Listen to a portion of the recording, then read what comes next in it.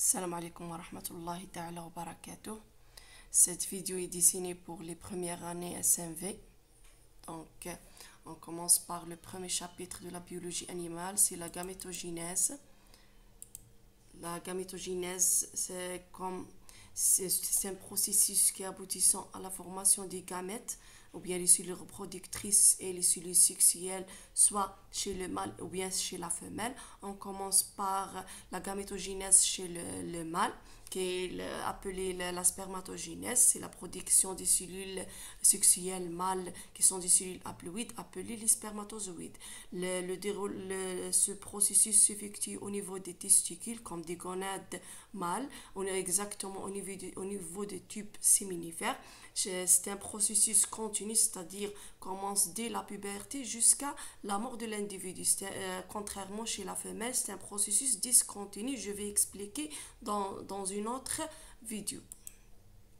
Donc, la spermatogénèse passe par plusieurs étapes, ou bien commence toujours du but chez le mâle pendant la vie fœtale, vers la 7e semaine prénatale. La multiplication dans ce cas s'effectue par division métotique à partir des cellules souches appelées les spermatogonies. Donc, les spermatogonies, l'apparition de ce type des cellules souches entre la 15e semaine et la 20e semaine de la vie intra-utérine. Donc, à partir de la puberté,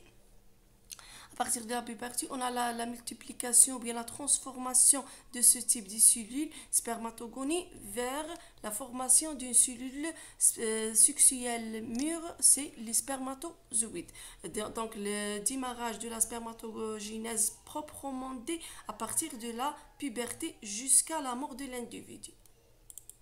Donc, la formation de ce type de cellules sexuelles s'effectue exactement au niveau du tube séminifère dans les testicules. Chaque testicule formé de 300 à 400 lobules, comme j'ai dit ou bien j'ai expliqué pendant le cours. Chaque testicule formé de 1 à 4 tubes séminifères. Chaque tube entouré par une membrane propre cellulaire et fibrillaire. Donc, contient, ou bien c'est le site de formation des spermatogènes, ou bien la formation des spermatozoïdes chez le mâle. Donc, chaque spermatogénèse, les étapes essentielles de la spermatogénèse, c'est la spermatocytogénèse, c'est la multiplication des spermatogonies par division métotique, suivie par une série de divisions métotiques de type ou bien de division méiotique, méiose de type 1 et le méiose 2, qui aboutit à la formation finalement des spermatides rondes. La deuxième étape, c'est la spermiogénèse, c'est la cytodifférenciation des spermatides rondes vers les spermatozoïdes mûrs. La spermiation, c'est la libération ou bien le détachement des spermatozoïdes vers la lumière du tube séminifère. On commence par la première phase de spermatogénèse. Généralement, la spermatogénèse passe par 4 étapes essentielles: la phase de multiplication, la phase d'accroissement, la phase de maturation et la dernière phase, c'est la phase de différenciation. On commence par la phase de multiplication, se déroule dans la zone périphérique du compartiment basal du tube séminifère. Chaque tube séminifère formé de deux parties: la paroi ou bien l'épithélium et la zone centrale, c'est le compartiment luminal ou bien la lumière du tube séminifère. Donc, cette étape ou bien la phase de multiplication commence pendant la vie fœtale. C'est la multiplication des spermatogonies dite AD par division métotique au niveau du tube séminifère dans la zone ou bien dans le compartiment basal. Ces cellules sont des cellules indifférenciées. Subissent plusieurs divisions métotiques donnant deux types de cellules.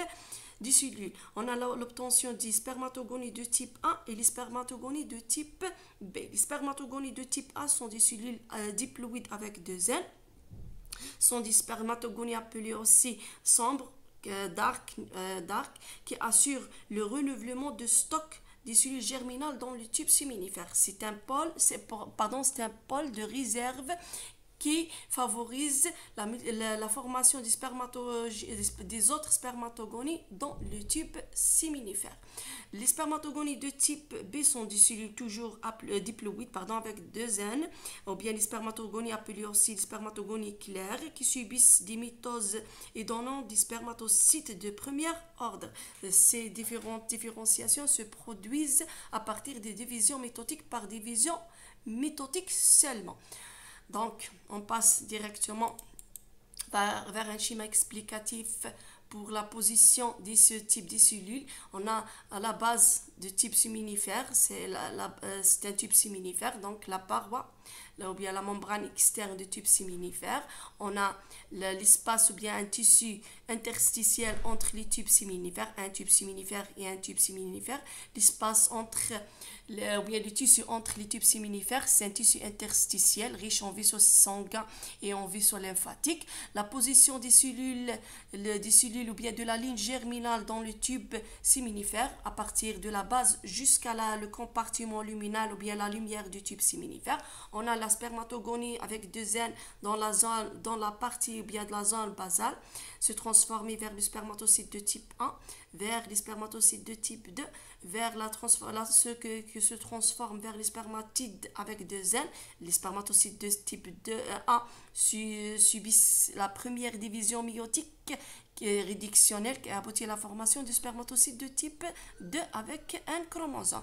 Les spermatocytes de type 2 subissent la deuxième division méiotique qui est une division méiotique équationnelle aboutit à la formation des spermatides avec un chromosome, sont des cellules haploïdes qui se transformer vers les spermatozoïdes mûrs dans la lumière et libérés dans la lumière du tube séminifère. Cette position des cellules spermatiques appelée la ligne germinale.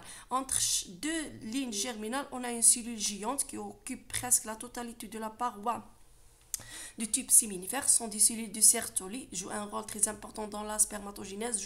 C'est une cellule endocrinienne, c'est une cellule nutritive, une cellule de soutien pour la ligne germinale. On passe directement vers la phase de croissance ou bien la phase d'accroissement. Chaque spermatogonie de type B subdivisés par division mitotique pour donner des spermatocytes primaires de l'ordre de 1 sont des cellules diploïdes avec 2 N caractérisées par l'accumulation de réserves pour entamer la première division méiotique. La phase de maturation et différenciation.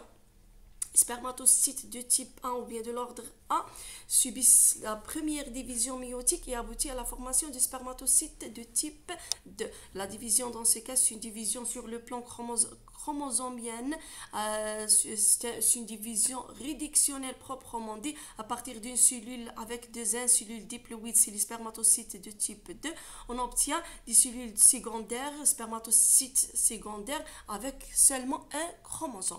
Donc, la deuxième division méiotique, dans ce cas, les spermatocytes de type 2 entament la deuxième division méiotique et se transformer vers une cellule spermatique. Cette division sur le plan chromatinien, c'est la séparation des chromatides sœurs. C'est une division équationnelle à partir d'une cellule avec un chromosome sur des cellules haploïdes. On obtient des spermatides avec un chromosome. La dernière étape, c'est la spermiogénèse, c'est la cytodifferenciation, ou bien la maturation cytoplasmique. Dans ce cas, on a le passage qui permet le passé de spermatides aux spermatozoïdes mûrs, appelé les spermiogénèse. Cette étape passe par plusieurs étapes. Donc, ce schéma explicatif pour la spermatogénèse en général. On commence par des cellules primordiales gonadiques. Ce sont des cellules dont se trouvent chez les embryons, bien chez les fœtus, pendant la vie intra-utérine. Se trouvent dans les gonades, se transformer vers les spermatogonies de type A sont des cellules qui maintiennent le stock chez le mâle. Les spermatogonies A transformées vers les spermatogonies de type B. La subdivision, la multiplication par division mitotique. Seulement la première étape par division méiotique. C'est la phase de multiplication. Les spermatogonie de type B, à partir de la puberté, etc. Les spermatocytes de type B se divisent par division méitotique en spermatocytes de type A avec 2 N. La spermatocyte de type A entamé la première division méiotique. La première division méiotique aboutit à la formation du spermatocyte de type 2 avec un N chromosome. Donc, la première division, c'est la duplication d'ADN et la séparation des chromosomes homologues sur le plan chromosomien. Donc, les spermatocytes de type 2 se transforment vers les spermatides avec un chromosome. C'est la séparation. La deuxième division méiotique, c'est la séparation des chromatides. La dernière étape, c'est la spermiogenèse. La spermiogenèse, c'est une cytodifferenciation des spermatides avec un chromosome toujours un chromosome sont des cellules haploïdes vers une cellule mature, c'est les spermatozoïdes. Donc, pour la spermiogenèse, c'est l'ensemble des modifications morphologiques et fonctionnelles qui en partant d'une cellule banale, c'est les cellules rondes ou bien les spermatides rondes vont permettre d'aboutir à une cellule différenciée, très spécialisée, c'est les spermatozoïdes mûrs. Donc, passe par plusieurs étapes. On commence par la première étape. C'est la formation de l'acrosome. Donc, à partir de ce schéma, j'ai expliqué à partir de ce schéma. Donc, on commence par une cellule ronde, c'est les spermatides. Donc, on a la première étape, c'est la formation de l'acrosome. L'acrosome, c'est un organe, très spécifique pour la cellule sexuelle, mâle. Donc, la formation de l'acrosome, à partir de l'appareil de Golgi, se forment des granules cytoplasmiques qui contiennent des glycoprotéines, se forment des vésicules. Donc, à partir de l'appareil de Golgi, on a la formation des vésicules qui contiennent des glycoprotéines. Ces vésicules migrent vers le pôle apical. On a la cellule, dans ce cas, est polarisée avec un pôle apical et un pôle basal. Ces granules migrent vers le pôle apical qui migrent vers le pôle apical de la spermatide. Ces vésicules fusionnent et forment ce qu'on appelle l'acrosome ou bien le capuchon acrosomial dans la zone apicale. Recouvre presque le 2/3 du noyau. Alors que les deux centrioles, on a les deux centrioles qui forment ce qu'on appelle le centrosome, migrent vers le pôle opposé, migrent vers le pôle basal. Donc, le rôle de centriole dans ce cas, c'est la formation de flagelle. À partir de centriole distal, on a la formation de flagelle. C'est le site d'organisation des microtubules et la formation de flagelle. Le point de départ de la formation de flagelle. Les deux centrioles, donc, migrent vers le pôle opposé de l'acrosome. L'acrosome se trouve dans le pôle apical, alors que les deux centrioles, le centriole proximal et le centriole distal, localisés dans le pôle basal. Donc, c'est pour la taille de noyau. On a à partir des deux centrioles, on a la formation. Donc, la deuxième étape, c'est la formation de flagelle. La formation de flagelle et la formation de l'acrosome. Donc, la taille d'un noyau dans ce cas se réduit par rapport au noyau de deuxième étape. Le noyau se réduit, la chromatine dans ce cas nucléaire se condense et l'acrosome adapte sa forme à celle du noyau. Donc, occupe ou bien recouvre presque les 2/3 du noyau dans la zone apicale. Pour les mitochondries, on a les spermatides riches en mitochondries, plusieurs mitochondries au niveau du cytoplasme. Les mitochondries les mitochondries dans ce cas regroupées derrière du noyau, migrent vers le pôle basal avec les deux centrioles, avec les deux centrioles. Et donc, se disposer les unes derrière les autres et forment ce qu'on appelle une chaîne enrôlée, c'est le manchon mitochondriel. qui est à la base du flagelle. Dans la pièce intermédiaire, par la suite, donc dans la pièce intermédiaire, c'est l'hélice mitochondriale ou bien le manchon cytoplasmique ou bien le manchon mitochondrial. Pour le reste du cytoplasme, le cytoplasme avec le reste des organites se déplace vers la région basale, vers la zone basale de la cellule et entoure la partie proximale du flagelle en formation. La forme du noyau dans ce cas et de l'acrosome devient de plus en plus caractéristique de l'espèce. On a généralement la forme triangulaire pour le noyau et l'acrosome occupe la partie presque la totalité de la partie apicale. La chromatine nucléaire achève de sa condensation, la condensation de chromatine dans ce cas, et le flagelle continue de s'allonger vers l'extérieur. Presque tout le cytoplasme est éliminé avec les organites.